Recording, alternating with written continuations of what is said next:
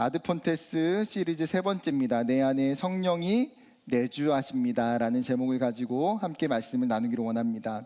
그리스 델포이 신전의 기둥에 새겨진 유명한 격언이 있습니다. 그리스어로는 그노티 세아우톤이라고 쓰여져 있는데요, 한국어로 번역하면 너 자신을 알라라고 하는 표현입니다. 이 경구는 소크라테스가 즐겨 사용한 표현으로도 굉장히 유명합니다. 이 문장은 굉장히 철학적이고 다양한 의미를 내포하고 있는데요, 대표적으로 세 가지 의미만 나누자면, 먼저는 자신의 무지를 겸손히 자각하라는 거예요. 인간은 신이라는 존재와 엄연히 구별된 존재로서 인간은 한계를 가지고 있기 때문에 자신의 한계를 분명히 알고 신 앞에서 신을 의존하는 존재로 살아야 된다는 거예요. 두 번째는 자신의 존재적인 의미를 자각하라는 겁니다. 내가 누구인가라고 하는 이 근본적인 질문에서 단순하게 나의 역할과 직업과 성향들을 넘어서 내 삶에 가지고 있는 나의 목적과 나의 가치를 이해하고 발견해 가라는 거죠. 세 번째는 한국에서 많이 사용되는 의미로 자신의 분수를 자각하라는 거예요. 쉽게 이야기하면 요즘 말로는 낄끼 빠빠 이거죠. 자신의 분수와 자신의 한계를 정확히 알고 그 안에서 최선을 다하라는 것입니다. 너 자신을 알라는 경구는 과거뿐만 아니라 여러분 이 시대에도 여전히 유용하고 필요합니다. 왜 그렇습니까? 자신의 이 존재와 정체성을, 자신의 현실을 깨닫지 못하면 우리의 삶은 방향을 잃어버릴 수 있기 때문입니다. 그렇기 때문에 우리는 무엇보다도 우리 자신이 어떠한 존재인지를 알아야 됩니다. 뿐만 아니라 내가 그리스도인으로서 내 존재와 내 목적과 내 현실을 정확히 깨닫고 살아야 됩니다. 오늘 사도 바울은 본문에서 고린도 성도들에게 이와 관련된 이야기를 하고 있습니다. 3장 16절 보게 되면요, 너희는 너희가 하나님의 성전인 것과 하나님의 성령이 너희 안에 계시는 것을 알지 못하느냐. 여러분 잘 보면요, 16절은 의문문으로 적혀져 있습니다. 쉽게 이야기하면 너희는 알지 못하느냐라고 묻고 있어요.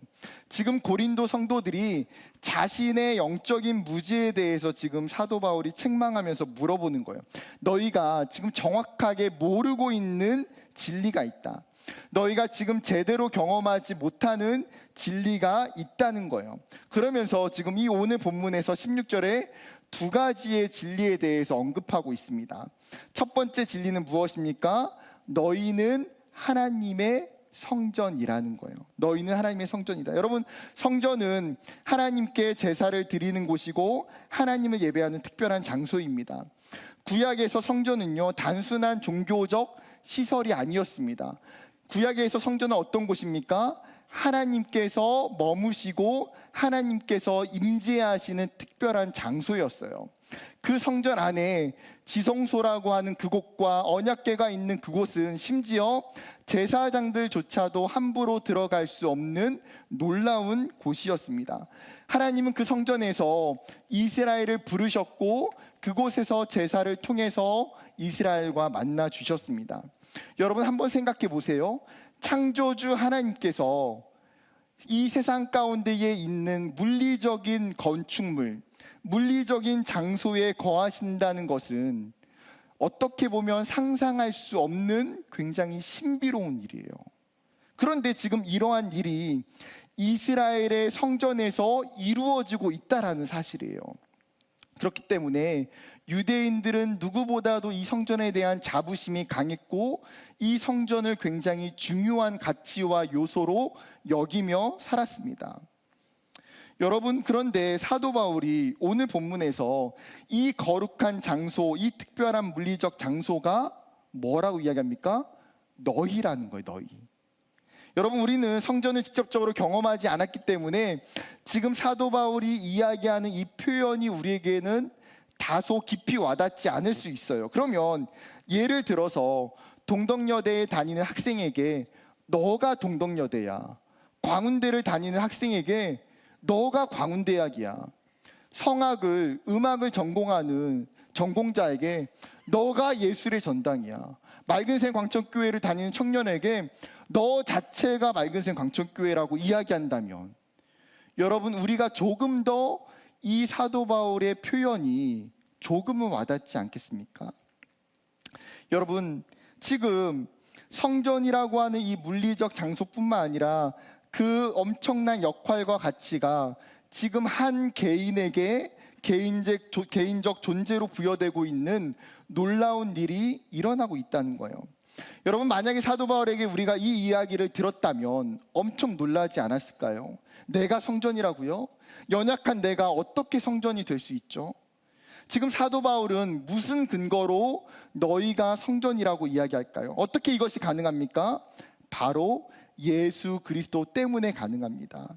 예수님을 통해서 이 성전이라고 하는 개념이 완전히 달라지기 시작했기 때문이에요.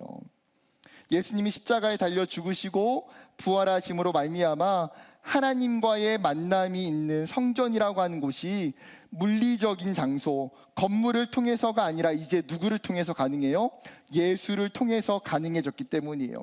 예수님께서 우리의 죄를 위해서 죽으셨고 우리가 그로 인하여서 의롭게 되었고 하나님과 깨어졌던 관계가 다시 회복되었어요. 하나님과 화목됨으로 말미암아 어떻게 됩니까? 하나님과의 직접적인 교제가 다시 가능하게 되었다는 거죠. 그렇기에 예수를 내 삶의 구주로 영접한 자들은 그 존재가 하나님의 성전이 될 수 있다라는 거예요. 우리가 하나님의 성전이라고 하는 이 진리는 고린도 성도들에게는 더 중요한 문제였습니다. 왜냐하면 고린도라고 하는 이 지역은 굉장히 특별한 지역이에요. 그 어떤 지역보다도 다신론적인 종교와 다신론적인 신전이 질비했던 장소입니다. 사도 바울이 이 말씀을 선포하고 있는 이 당시에도 아프로디테, 아폴로, 포세이돈, 디아니소스, 로마 황제의 신전이 이 고린도에 세워져 있었어요. 그리고 고린도인들은 이러한 신전에 가서 제사를 드리는 것이 아주 일반적인 문화였습니다. 지금 바울은 고린도 성도들에게 이것이 우상이고 거짓된 일이라는 거예요. 너희들이 어떤 이방 신전에 가서 예배를 드리고 제사 드릴 필요가 없다. 왜요? 너희가 이제는 하나님의 성전이고 하나님의 교회이기 때문에. 사도 바울은 이 사실을 지금 에베소서 성도들에게도 가르치고 있습니다. 에베소서 2장 20절과 21절 말씀 같이 읽어볼까요? 시작. 너희는 사도들과 선지자들의 터 위에 세우심을 그 안에서 건물마다 서로 연결하여 주 안에서 성전이 되어가고. 뭐라고 이야기합니까? 여러분들이 예수 그리스도를 통해서 주 안에서 친히 성전이 된다는 거예요. 그런데 나 혼자만 성전이 되는 것이 아니라 이제 누구도 성전이 됩니까? 그리스도 안에 있는 모든 사람들이 나와 동일하게 하나님의 성전으로 같이 연합해서 세워져 가더라는 거예요. 사랑하는 청년 여러분, 우리가 이 첫 번째 진리를 분명하게 붙들기를 원합니다. 하나님은 우리를 부르셨고 예수 그리스도를 통해서 우리를 주님의 성전으로 삼으셨어요. 그렇기 때문에 우리 자신이 얼마나 소중하고 특별한 존재라는 것을 깨달아야 돼요. 내가 하나님의 거룩한 성전이구나. 그렇기 때문에 나를 통하여 하나님을 예배하고 나를 통하여 하나님을 만나고 나를 통하여 하나님께 영광을 올려드리는 이 놀라운 일이 나라는 존재, 교회된 성전된 나라는 존재를 통해서 이루어질 수 있다라는 이 분명한 확신과 믿음을 갖는 저와 여러분 되기를 소망합니다. 두 번째 진리는 하나님의 성령이 너희 안에 계신다는 거예요. 하나님의 성령이 너희 안에 계신다. 성령이 너희 안에라는 말은요, 성령 하나님께서 임재하시는 장소가 더 이상 특별한 물리적 장소가 아니라 이제는 하나님의 백성 안에 머무신다는 거예요. 여기서 너희는 어떤 사람들입니까? 하나님의 택하신 백성들이고 그리스도를 믿음으로 고백하는 성도들입니다. 사도 바울은 이 사실을 고린도전서 6장 19절에서도 재차 언급해요. 6장 19절, 너희 몸은 너희가 하나님께로부터 받은 바 너희 가운데 계신 성령의 전인 줄을 알지 못하느냐. 너희는 너희 자신의 것이 아니라. 무슨 말입니까? 너희의 몸이 하나님의 성전이고 하나님의 성령이 머무시는 집이고 처소라는 거예요. 지금 사도 바울이 고린도 성도들에게 정말 거듭거듭해서 아주 명확하게 가르쳐주고 싶은 것이 있습니다. 그것은 무엇입니까? 성령의 내주하심이에요. 그 성령이 지금 어디 거하시냐는 거예요. 그 하나님의 영이 지금 어디 거하시냐는 거예요. 그것은 바로 너희 안에 거하신다는 거예요. 여러분, 구약 성경에서도 성령의 임재가, 성령의 내주하심이 있었습니다. 그런데 이 성령의 내주하심은요, 구약에서 특정적인 사람들에게 한정되어 있었어요. 왕이나 선지자들이나 사사들이나 특별한 하나님의 사람들에게만 이 성령의 역사가 부어졌어요. 요셉에게 성령의 감동이 있었고요, 여호수아에게 하나님의 영이 임했고요, 사사였던 온니엘과 기드온과 삼손에게 성령의 감동이 있었습니다. 왕이었던 사울과 다윗에게 하나님의 영이 크게 감동되었어요. 그런데 이 구약에 나타난 성령은 일시적이고 제한적이었어요. 그런데 예수님께서 오신 이후에 이 성령의 내주하심은 모든 그리스도인들에게 주어지는 보편적이고 지속적인 일이 되었습니다. 어떻게 이것이 가능합니까? 이것이 하나님의 약속으로부터 시작된 일이기 때문이에요. 사도행전 2장 17절에 이렇게 이야기합니다. 하나님이 말씀하시기를 말세에 내가 내 영을 모든 육체에 부어주리니 너희의 자녀들은 예언할 것이요 너희 젊은이들은 환상을 보고 너희의 늙은이들은 꿈을 꾸리라. 좀 더 밑으로 와서 38절과 39절, 베드로가 이르되 너희가 회개하여 각각 예수 그리스도의 이름으로 세례를 받고 죄사함을 받으라. 그리하면 성령을 선물로 받으리니. 이 약속은 너희와 너희 자녀와 모든 먼데 사람 곧 우리 주 하나님이 얼마든지 부르시는 자들에게 하신 것이라 하고. 지금 이 사도행전 2장은 사도 베드로가 성령을 체험하고 나서 이 성령을 받은 것에 대해서, 이 현상에 대해 의심하는 사람들에게 이야기하는 내용이에요. 이 성령의 역사와 성령의 약속은 단순하게 지금 일어난 사건이 아니라 이미 아주 오래전에 요엘 선지자를 통해서 하나님이 예언하신 것이고, 하나님께서 모든 육체 가운데에 하나님의 영을 부어주시겠다고 약속하셨다는 거예요. 남녀노소, 신분과 계급을 초월해서 심지어 이방인들까지도 경험하게 된다. 세대를 넘고 민족을 넘어 성령의 임재와 역사는 지극히 보편적이고 당연한 일이라는 거예요. 왜 그렇습니까? 성령을 받는 이 일이 공급하시는 주체에 의한 일방적인 일이기 때문이에요. 내가 무엇을 잘해서 성령을 받고 내가 어떤 기준이 돼서 성령을 받는 것이 아니라 성령의 유일한 공급자가 되시는 그 하나님의 전적인 사랑과 그분의 적극적인 은혜 때문에 하나님이 그 누구보다도 끊임없는 모든 세대 가운데에 하나님의 백성들에게 이 성령을 부어주시기를 누구보다 기뻐하시고 원하시기 때문이라는 거죠. 그렇기 때문에 예수님도 이 사실에 대해서 제자들에게 약속하고 있습니다. 요한복음 14장 16절과 17절, 내가 아버지께 구하겠으니 그가 또 다른 보혜사를 너희에게 주사 영원토록 너희와 함께 있게 하리니 그는 진리의 영이라. 세상은 능히 그를 받지 못하나니 이는 그를 보지도 못하고 알지도 못함이라. 그러나 너희는 그를 아나니 그는 너희와 함께 거하심이요 또 너희 속에 계시겠습니다. 지금 예수님이 약속하시는 게 뭐예요? 내가 반드시 너희를 떠난다. 그러나 내가 떠나도 너희가 슬퍼하지 않을 이유는 나를 대신할 영적인 존재를 너희에게 하나님이 보내주신다는 거예요. 그분의 이름이 무엇입니까? 보혜사라는 성령의 다른 이름이에요. 지금 예수님은 하나님의 영, 성령이라고 할 수 있음에도 불구하고 성령을 보혜사라는 명칭을 사용해서 의도적으로 제자들에게 가르쳐주고 있어요. 그 이유가 무엇입니까? 이 보혜사라고 하는 이 단어가 가지고 있는 의미 때문이에요. 헬라어로는 파라클레토스, 그 뜻은 우리들 곁에, 우리들 옆에 있도록 부름을 받은 자. 말 그대로 성령이라는 존재는 어떤 분이에요? 내 옆에, 내 곁에 계시도록 부름을 받은 자예요. 그게 보혜사예요. 이 보혜사의 중요한 특징은 무엇입니까? 우리와 영원히 우리의 삶 가운데에 내재하신다는 거예요. 사랑하는 청년 여러분, 성령이 우리 가운데에 있는 것은요, 하나님의 전적인 은혜이고 그분의 선물입니다. 그 선물과 그 은혜가 저와 여러분에게 있는 줄 믿습니다. 중요한 사실은 내가 가지고 있는 이 성령을 내가 분명하게 기억하며 붙들어야 되는 거예요. 내가 성령과 무관한 존재로 살아가는 것이 아니라 내 안에 있는 성령을 기억하고 내 안에 있는 성령과 동행하며 살아가는 삶. 여러분 기억하세요. 여러분 안에 지금 누가 계신다고요?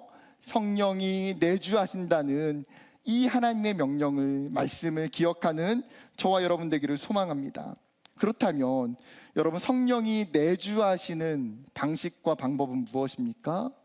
딱 한 가지, 바로 믿음이에요. 예수 그리스도를 믿는 그 믿음. 요한복음 7장에 예수님이 이렇게 말씀하세요. 37절부터 39절. 명절 끝날 곧 큰 날에 예수께서 서서 외쳐 이르시되 누구든지 목마르거든 내게로 와서 마시라.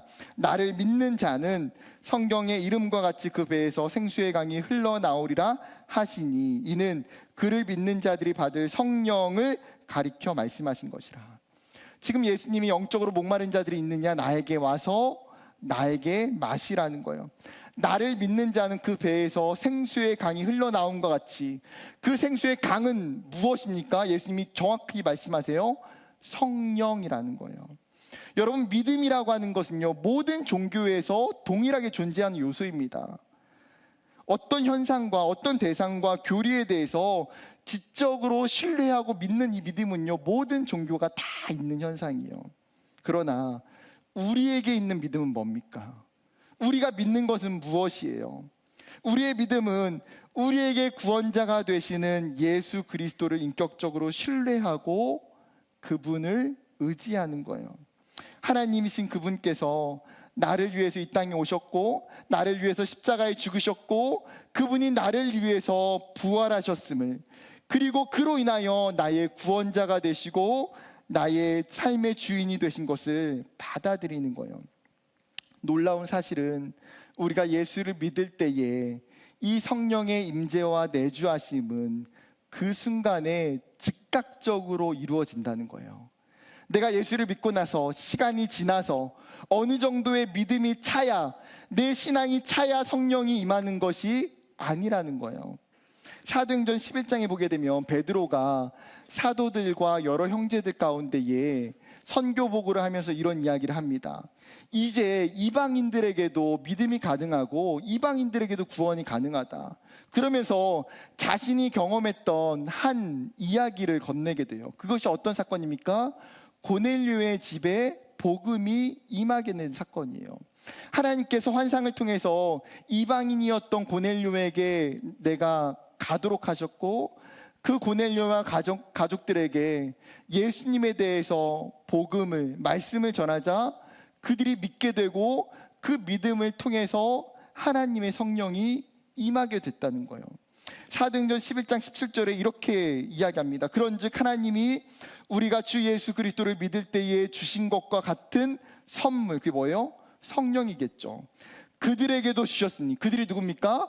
고넬료와 그의 가족들에게도 주셨다는 거예요. 내가 누구에게 하나님을 능히 받겠느냐?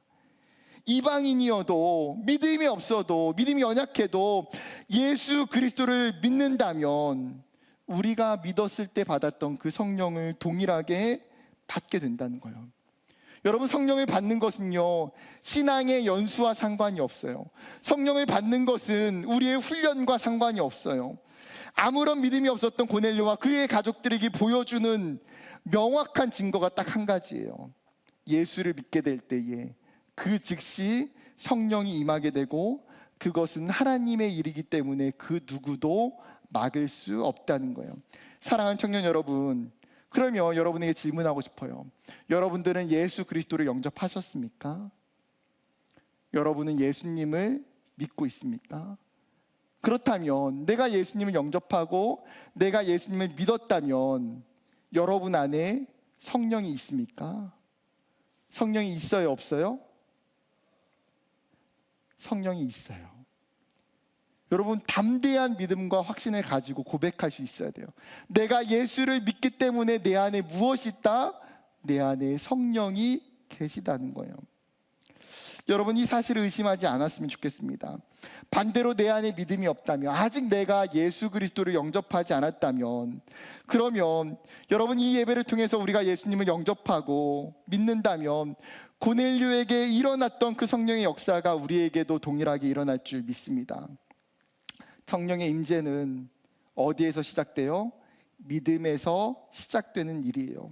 그리고 우리 모두가 이 믿음을 바탕으로 내 안에 계시는 성령을 확신하기를 소망합니다. 이미 내 안에 내주하시는 그 성령을 깨닫고 그 성령의 구원의 사역을 경험하는 저와 여러분 되기를 소망합니다. 그렇다면 한 걸음 더 나가서, 여러분, 성령이 한번 내 안에 내주하셨다고 해서 우리의 신앙과 삶이 충분합니까? 아니요. 끊임없이 내 안에 계시는 성령과 교제해야 돼요. 여러분, 우리의 신앙에 사실 가장 본질적이고 근본적인 문제는 무엇입니까? 이미 내가 예수님을 믿음으로 말미암아 내 안에 성령이 있어요. 그런데 내가 끊임없이 성령이 내주하시는 것을 의심하는 이유가 뭐예요? 성령이 내 안에 있음에도 불구하고 내가 그 성령과 교제하지 않기 때문에, 성령이 내 안에서 잠자고 있고 성령이 내 안에서 역사하지 않기 때문에 나는 오해하는 거예요. 내가 성령을 안 받았구나. 아니요. 우리의 문제가 뭡니까? 이미 내 안에 있는 성령과 나는 어떻게 살아갈 건지에 대해서 고민하지 않기 때문이에요. 여러분, 성령과의 내주하심과 교제를 위해서 세 가지의 적용을 나누기를 원합니다. 첫 번째 적용은 거룩함을 추구해야 합니다. 오늘 본문 17절은 이렇게 이야기합니다. 같이 읽어볼까요? 시작.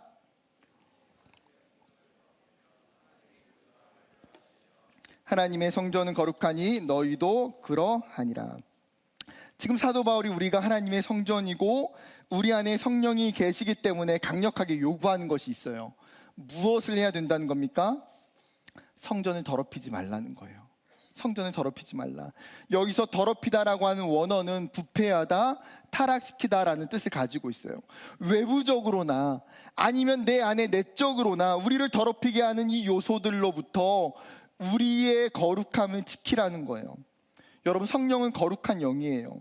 그런데 성령이 거하시는 그 집에 죄악의 쓰레기가 가득하다면, 우상이 존재하고 음란함으로 어질러져 있고 세속적인 것들이 가득하다면, 여러분, 성령이 그 집 안에 거주할 수 있을까요? 여러분, 우리가 쓰레기로 가득한 집에 들어가서 살라고 한다면 여러분, 기쁘게 즐겁게 그 집에 들어가서 살 수 있겠습니까? 아니요. 그렇기 때문에 여러분, 성령이 임재하시고 성령이 내주하시기 위해서 우리가 해야 될 일은 무엇이에요? 청소하는 일이에요. 나의 죄를 회개하고 나의 삶을 정결케 하고 나의 영혼을 깨끗하게 하는 것. 데살로니가전서 4장 7절과 8절은 이렇게 이야기합니다. 하나님이 우리를 부르심은 부정하게 하심이 아니요 거룩하게 하심이니 그러므로 저버리는 자는 사람을 저버림이 아니요 너희에게 그의 성령을 주신 하나님을 저버림이니라. 하나님이 우리를 부르시는 궁극적인 목적이 무엇인지를 이야기하고 있어요. 그것은 부정케 하심이 아니다. 우리를 더럽게 하심이 아니다. 하나님이 우리를 부르신 것은 거룩이라는 거예요. 하나님이 이스라엘의 백성을 부르신 이유가 뭡니까? 내가 거룩하기 때문에 너희도 거룩하게 하기 위해서 내가 너희를 불렀다라고 하나님 말씀하셨어요. 하나님이 이 땅에서 우리를 구별되고 거룩한 존재로 살아가기 위해서, 그 거룩하심을 위해서 무엇이 필요합니까? 성령과 동행하며 살아갈 수 있다는 거예요. 사랑하는 여러분, 우리가 살아가고 있는 시대 가운데에 우리의 영혼과 우리의 집을 더럽히는 것들이 너무나 많아요. 우리의 영혼을 부패하는 요소들이요 너무나 많아요. 제가 다 일일이 이야기하지 않아도 우리가 삶의 피부에 느껴지고 공격하는 것들이 얼마나 많이 있습니까? 이 시대의 물질의 만능주의와 쾌락주의와 성적인 타락과 분노와 폭력, 거짓과 속임수와 명예와 권력과 술과 마약과 게임과 SNS로 인한 수많은 중독들의 현상들. 여러분, 이 시대에 범람하는 죄악의 문화 속에 우리는 살아가고 있어요. 여러분, 그것이 우리의 삶을 거룩하게 지키기 위해 쉬울까요? 아니요. 하루하루 내 삶을 하나님 앞에서 거룩하게 지킨다는 것은요 아주 어려운 일이에요. 그리고 그런 일은 우리의 삶 가운데에 끊임없이 세상 속에서 영적인 몸부림을 쳐야지 가능한 일이에요.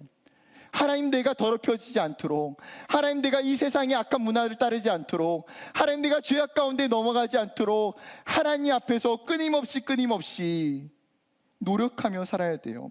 때로는 내가 넘어지더라도 다시 일어나서 하나님께 용서를 구하고 하나님께 회복을 구하며 다시 나아가야 돼요. 여러분, 성령의 내주하심은 거룩함을 기본적인 전제로 하고 있어요. 그렇다면 여러분, 이 시대의 청년들이 내 안에 성령이 거하시기 위해서 먼저는 우리의 삶이, 우리의 마음이, 우리의 생각이, 우리의 영혼이 하나님 앞에서 거룩하게 깨끗해져 가기를 소망합니다. 두 번째 적용은 성령을 구하고 사모해야 된다는 거예요. 누가복음 11장에 보게 되면 예수님이 이야기하세요. 너희가 구하고 찾고 두드리라. 그러면서 구하고 찾고 두드려야 될 대상에 대해서 마지막에 뭐라고 말씀하십니까? 11장 13절 말씀이에요. 같이 읽어보겠습니다. 시작. 너희가 악할지라도 좋은 것을 자식에게 줄 줄 알거든 하물며 너희 하늘 아버지께서 구하는 자에게 성령을 주시지 않겠느냐 하시니라. 여러분, 우리가 구하고 찾고 두드려야 될 대상이 뭐라고요? 성령이라는 거예요. 세상의 그 어떤 것보다도 더 먼저 우리 가운데 중요한 요소는 성령이라는 거예요. 그런데 예수님은 왜 우리에게 성령에 대해서 의도적으로 구하고 찾고 두드리라고 말씀하십니까? 사실 이 성령에 주시는 주체가 누구예요? 하나님이에요. 우리가 찾지 않아도, 우리가 구하지 않아도 하나님은 얼마든지 우리 가운데 성령을 주실 수 있는 분이에요. 그리고 성령은 그렇게 우리 가운데 찾아오시는 분이에요. 그럼에도 불구하고 예수님 우리 가운데 원하시는 태도와 영적인 모습이 뭐예요? 너희가 내가 줄 하나님의 그 성령을 너희는 기대하고 사모하며 찾고 구하고 있느냐는 거예요. 끊임없이 이 성령의 은혜가 내 삶 가운데 일어나기를 너희는 원하고 있느냐는 거예요. 제임스 패커가 우리 안에 거하시는 성령님이라는 책에서 이렇게 이야기해요. 성령을 주신다는 표현은 그것이 단 한 차례의 사건이 아니라 계속해서 성령의 사역을 경험할 수 있다는 뜻을 담고 있다. 따라서 신자는 믿는 순간 단번에 성령님의 내주가 이루어진다는 사실을 의심하지 않고도 특별한 시련이나 과업이 닥치면 언제라도 하나님께 성령님을 허락해달라고 기도할 수 있다. 여러분, 말씀 맞아요. 우리는 하나님께 끊임없이 성령의 은혜를 부어달라고 구해야 돼요. 우리가 구할 것은 성령이에요. 성령의 은혜를 나에게 주시도록, 성령의 열매를 나에게 주시도록, 성령의 은사를 나에게 주시도록, 그 성령님과의 깊은 교제를 주시도록 구해야 된다는 거예요. 삶의 중요한 문제마다, 삶의 수많은 고난의 상황 속에서 우리가 구할 것은 바로 성령의 일하심과 역사라는 거예요. 그럴 때에 오순절 마가의 다락방에서 그 제자들이 성령이 임하기를, 성령이 오기를 간절히 기도할 때에 성령을 부어주신 것처럼 우리의 예배에서도, 우리의 경건의 자리에서도, 우리의 삶의 자리에서도 여러분, 우리가 성령을 구할 때에 동일하게 그 성령을 우리 가운데에 주실 줄 믿습니다. 마지막 세 번째 적용은 의지적이며 지속적인 교제를 누려야 한다는 거예요. 여러분, 성령의 내주하심은 우리의 일상의 삶 속에 있어요. 이 교회에 예배에만 국한되는 것이 아니라 우리의 직장에, 우리의 가정에, 우리의 캠퍼스가 머무는 우리의 삶에 더 많은 시간 속에 놓여 있어요. 그 시간마다 어떻게 해야 됩니까?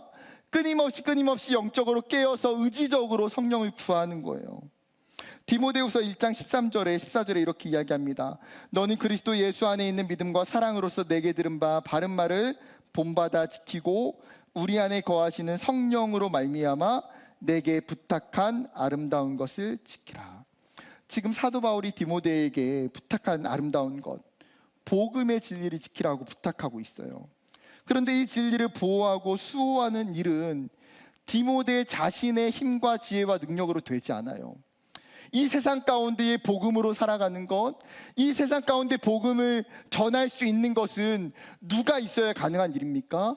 내 안에 성령이 있어야 가능한 일이에요. 그렇기 때문에 디모데 너가 복음을 가지고 너가 하나님의 아름다운 것들을 지키며 행할 때에 너에게 필요한 것은 무엇이냐? 성령이라는 거예요. 그 성령과 날마다 교제하며 동행하기를 원한다. 사랑 여러분, 그렇다면 여러분의 삶은 어떻습니까? 여러분의 일상의 시간 속에서 성령을 찾고 구하고 있습니까? 우리는 우리의 가정에서, 우리의 대학에서, 우리의 직장에서 매일매일이 굉장히 분주하게 살아가요.